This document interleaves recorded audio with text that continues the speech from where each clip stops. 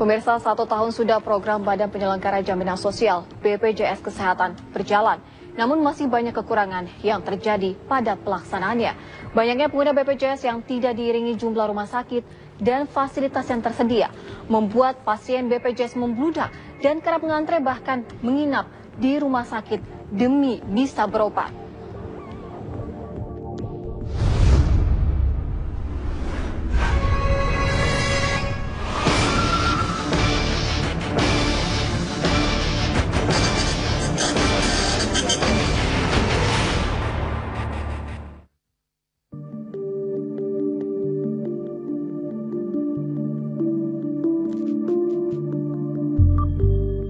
Mentari belum juga terbit, namun puluhan hingga ratusan orang telah memadati area pendaftaran di Rumah Sakit Pasar Rebo, Jakarta Timur. Sejak dini hari, baik tua maupun muda telah antri untuk berobat. Mereka adalah para pasien dengan kartu BPJS Kesehatan yang rela menginap dan begadang di rumah sakit demi mendapatkan pelayanan kesehatan gratis yang dijamin pemerintah. Memang, di rumah sakit ini pelayanan kesehatan bagi pengguna kartu BPJS hanya berlangsung antara pukul 7 hingga 10:30 pagi. Sehingga mereka pun berlomba-lomba mendapatkan nomor periksa awal. Ya mungkin karena pasien terlalu banyak ya, sehingga ya seperti ini. Awal sendiri datang dari jam berapa? Sempat.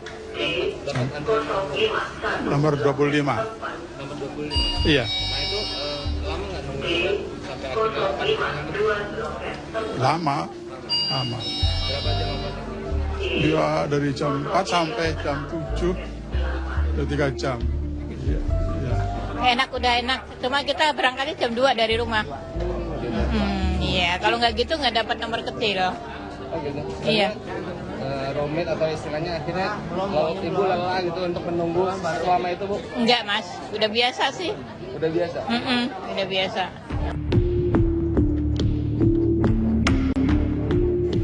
Antrean pasien di waktu subuh sudah menjadi pemandangan sehari-hari di Rumah Sakit Pasar Rebo. Setiap harinya, rumah sakit umum ini melayani rata-rata 1.000 pasien pengguna BPJS.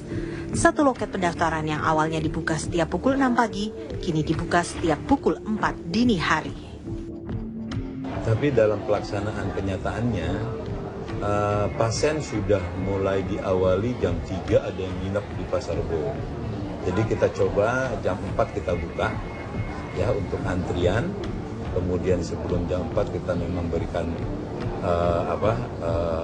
arahan tentang prosedur dan sebagainya, sehingga mereka juga memahami. Dan ini memang 1 tahun ini terus terang aja untuk BPJS harus banyak sosialisasi ya terhadap masyarakat, karena ini jaminan JKN, jaminan kesehatan nasional, dan Undang-Undang SJSN juga launchingnya baru tahun 2014 ya. Padahal undang-undang itu nomor 40 tahun 2004 sudah 10 tahun yang lalu, tapi di launching tahun 2014. Ya, meski 1 tahun berjalan, sosialisasi mengenai BPJS dirasa masih kurang. Masih banyak masyarakat yang belum paham prosedur yang harus ditempuh untuk dapat menggunakan BPJS. Sistem rujukan yang harus dilakukan setiap kali berobat dianggap terlalu memakan waktu. Selain itu, pasien juga terkadang harus merogoh saku untuk membeli obat yang tidak tersedia di rumah sakit.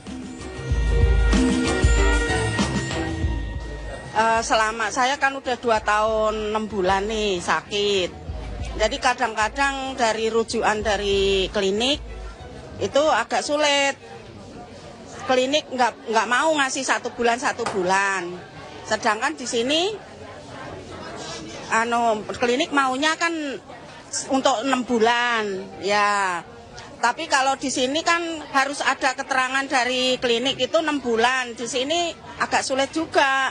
Ya cuman kadang obatnya itu Nggak ada yang mahal. kadang kurang 1 gitu. Kita nebus 400, 500. Iya, itu aja kendalanya sih. Rumah sakit tuh kadang-kadang, Bu, ini obatnya nggak ada gitu. Jadi kita nebus di luar tuh sering, nggak sekali 2 kali. Gitu. Juga perlu perlu ditingkatkan, Pak. Karena begini, terlalu banyak, terlalu bertele-tele, Pak. Mesti minta rujukan, mesti antre, padahal begini banyak. Orang yang sakit malah bisa tambah sakit. Bapak dari jam berapa? Saya dari jam 6 tadi Pak. Proses yang rumit memang menjadi hal tersendiri yang harus diperjuangkan pasien demi berobat. Namun hal lain yang patut diperhatikan pemerintah adalah membludaknya pasien BPJS. Ini disebabkan belum semua rumah sakit melayani para pengguna BPJS. Kalau providernya hanya sarana pemerintah, sampai kapanpun tidak akan cukup. Mungkin sekarang ngantri bisa 1 hari 1 malam. Besok mungkin bisa 2 hari 2 malam. Apalagi kalau pesertanya sudah cukup banyak, ya sudah pasti.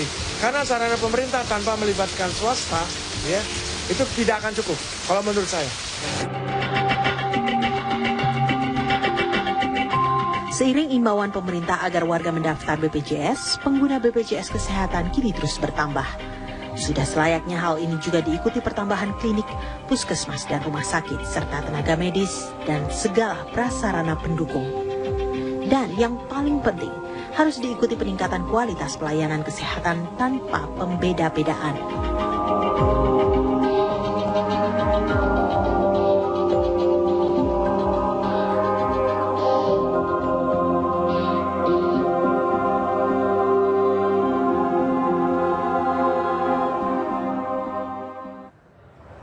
Pemirsa, program kesehatan yang digadang pemerintah untuk menjamin kesehatan masyarakat Indonesia menimbulkan pro dan kontra. Informasi selengkapnya akan kami hadirkan dalam Sorotan Siang sesaat lagi.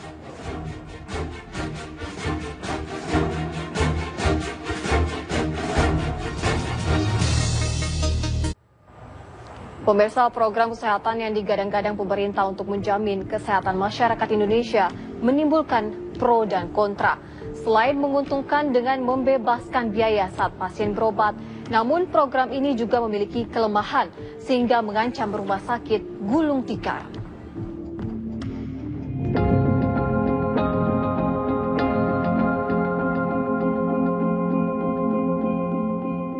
Setahun sudah Badan Penyelenggara Jaminan Sosial atau BPJS beroperasi di Indonesia. Program kesehatan yang digadang pemerintah untuk mempermudah akses kesehatan bagi masyarakat sempat menuai pro dan kontra. Bak mata uang, program ini menguntungkan namun juga merugikan bagi mereka yang terlibat di dalamnya. Menguntungkan karena pasien tidak keluar biaya saat berobat. Namun merugikan waktu karena terjadi proses panjang tidak seimbang antara pasien dan jumlah tenaga medis serta infrastrukturnya. Namun ada unsur lain lemahnya BPJS, yaitu dari sistem pembayaran klaim. Lambatnya penanganan pembayaran klaim membuat sejumlah rumah sakit terancam bangkrut di tahun 2014. Di antaranya adalah RSUD Karawang, Jawa Barat, Rumah Sakit di Tasikmalaya, dan Rumah Sakit Sekarwangi, Sukabumi, Jawa Barat. Menurut juru bicara Rumah Sakit Sekarwangi, jasa medis dan obat melalui Jamkesmas urung dibayarkan oleh BPJS Kesehatan. Awalnya sih memang karena tidak dibayarkan, ya. Tidak dibayarkan kewajiban Jamkesmas untuk ke rumah sakit. Awalnya seperti itu sebetulnya. Jadi kenapa rumah sakit sampai saat ini kekurangan biaya, punya utang ke obat, punya utang juga ke jasa layanan, itu karena memang tidak dibayarkan, karena hidupnya rumah sakit kan dari situ sekitar 9 miliar lebih, 9,1 miliar seperti itu Jamkesmas, ya, harus dibedakan dengan Jamkesdas. Penunggakan pembayaran klaim tentunya akan berdampak langsung ke pelayanan rumah sakit, sehingga pasienlah yang paling dirugikan. Padahal tiap bulan peserta BPJS dikenakan premi tagihan, kecuali peserta BPJS yang ditanggung pemerintah. Namun menurut BPJS, pihaknya tidak akan memperlambat pembayaran klaim. Denda 2% dari jumlah total pembayaran sebagai taruhannya. Gini, mungkin keterlambatan pembayaran. Nah, itu ada aturannya. Kalau kita bayar telat lebih dari 15 hari, itu kita kena denda. Aturannya itu dalam aturan perundang-undangan, dalam Perpres jaminan kesehatan itu ada aturannya maksimal 15 hari setelah berkas diterima lengkap. Kemungkinan yang menjadi masalah adalah rumah sakit mengajukan tagihan 1 miliar misalnya, berkasnya dia nggak lengkap sampai 1 miliar, sehingga di situ ada proses dikembalikan sebagian. Nah di situ yang bikin makan waktu gitu. Seandainya rumah sakit mengajukan klaim sebesar sekian dan berkasnya lengkap, kita nggak boleh lebih dari 15 hari itu. Kita juga tidak ada alasan untuk lebih dari itu. Lebih dari itu kitanya yang rugi, kena denda. Oke. Berbagai polemik BPJS dalam setahun yang lalu memang harus terkoreksi maksimal di tahun 2015 ini. Perbaikan unsur kelengkapan SDM dan tenaga medis, penambahan ruangan dan infrastruktur kesehatan, serta memperbaiki sistem BPJS harus diutamakan. Terutama masalah keuangan dalam pembayaran klaim, agar tidak ada tunggakan dana. Dihitung ulang unit cost. Dari dasar, yaitu tadi, perlu standar pelayanan medik yang nasional, ya. Setelah itu duduk bareng-bareng itu, ya, buatnya bareng-bareng, seluruh tenaga kesehatan sampai rumah sakit dan sebagainya duduk bareng-bareng membuat clinical pathway. Dari clinical pathway baru ketemu unit cost. Setelah itu tidak ada protes-protes lagi karena sudah disetujui bersama. Kalau mau itu bisa cepat, tinggal mau atau tidak, ya. Jadi manajemen seperti ini masih kacau balau. Saya katakan kacau balau sekarang gini, ya. Kita lihat, bisa lihat, ya. Sekarang itu Oktober saja dananya sudah habis. Mulai Juli itu sudah 90% dari tagihan. Oktober itu sudah habis, sudah melampaui 90% dari tagihan, sekitar 105% dari tagihan. Jumlahnya yang sudah dihabiskan 39 triliun.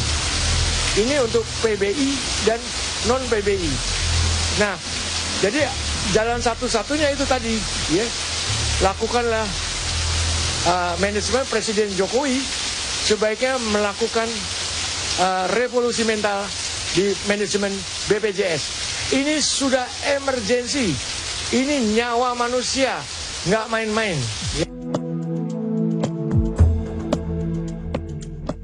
Ya, program pemerintah di bidang kesehatan memang telah berlangsung puluhan tahun dengan berbagai pergantian nama.